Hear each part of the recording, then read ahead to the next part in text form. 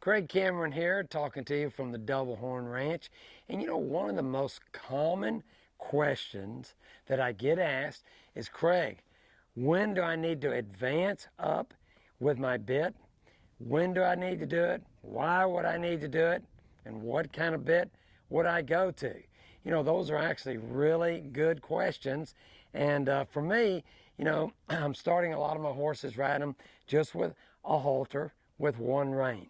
The trouble with handing people two reins is they start pulling on two reins. So that's not what I want to do. I want to guide. I want to communicate with my horses. And so I'm using a lot of one rein technique, and that's what's good about that halter. After that, might go to a lope rope, a loping style hackamore, what you call a rope hackamore, teaching these horses to follow a feel, give to pressure. That's going to be no different when we go to a bit. But by introducing things slow, allowing them to learn and give to pressure, boy, they're going to be more ready when you finally put this steel bit in their mouth. Now, we call a lot of this natural horsemanship these days.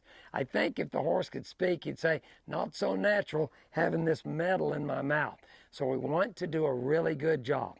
When I introduce the bit, that's exactly what I do. A lot of different ways to do it. Sometimes I just put a simple ring snaffle with a very small head stall, no throat latch, no nothing, no brow band, where he's learning to carry that bit, and then I ride with a hackamore over the top of it. So I'm riding, I'm teaching, I'm working on the nose, but I'm saving the mouth as he's learning to carry that bit.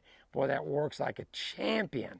So now, again, as I go to the bit, the true training bit of choice would be the snaffle bit. Now, I hope you're going to remember that there's a lot of different styles of snaffle bits.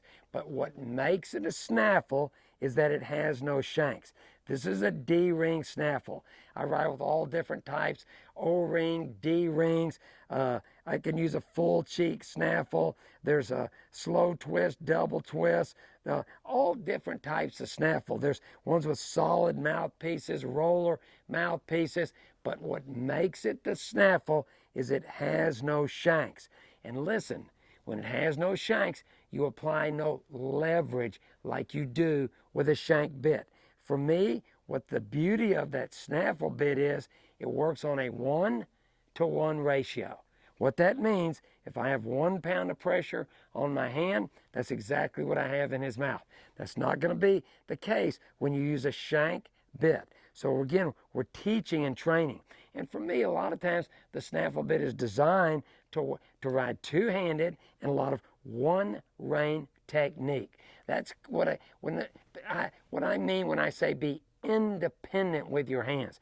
I can work that right rein, do something different than I'm doing with my left. If I pick up the left, maybe I'm going down with this one, holding, lifting with this one. I'm independent with my hands. Boy, and that works beautiful with this snaffle bit. So again, the snaffle bit, this is a D-ring snaffle, 1-to-1 ratio. For me, a lot of times, I might ride a horse, actually sometimes his whole life, in a snaffle bit. Shoot, if that horse is doing good and I'm not showing him or anything like that, and I don't feel like I need to change, well, I don't. If you feel the same way, you don't have to change. People say to me all the time, he's doing great in the snaffle, Craig. Why do I need to change? You don't have to change. If you're happy with his performance, he's respecting that bit, shoot, there's no need for a change. But sometimes when we're wanting to get a little bit more response and a little bit more respect, that's when we might go up in our bits. We might advance up to a shank bit. Here you can see this bit has a shank. Look, it still has a snaffle bit mouthpiece. This would be a great transition bit.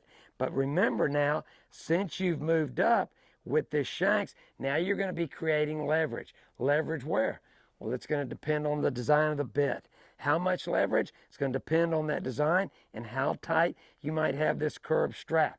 When I start out in the beginning, I recommend you use a curb strap instead of a curb chain because it's more forgiving right there. So to me, again, look, I got a little shank, but because I have the snaffle bit mouthpiece, I can still be independent with my reins, but I'm creating more leverage. See, as this shank goes back, look how this is the purchase, this is on top.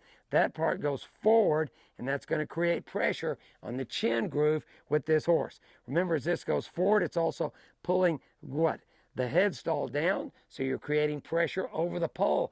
You could be creating a pressure a lot of different places, on the bars of his mouth, on the tongue, on the palate, on the corners. Be careful how you use that. So why would I go to this bit? Again, the horse may be disrespecting the snaffle. He's running through it. He's not responding well. Or now my hands over a period of time with the snaffle bit have come closer and closer together where I'm able to work one-handed now. In Western riding, we ride a lot one-handed because this is our working hand. We might be roping here, ponying a horse, shooting, opening and closing a gate. So we're going to get to where that horse is moving off that outside rein. Over a period of time, he learns to stay between my hands, between my reins, and between my legs. So now, again, to get a little more respect, a little more response, and actually be lighter, that's when I might go to this shank bit. It doesn't mean I can't go back to that snaffle bit. I can. Sometimes switching around, I think, is a good idea and keeps the horse lighter. I might even go back to my hackamore, so switching around. And again, sometimes on a very advanced horse, again, you might even go to where this mouthpiece is more rigid right here.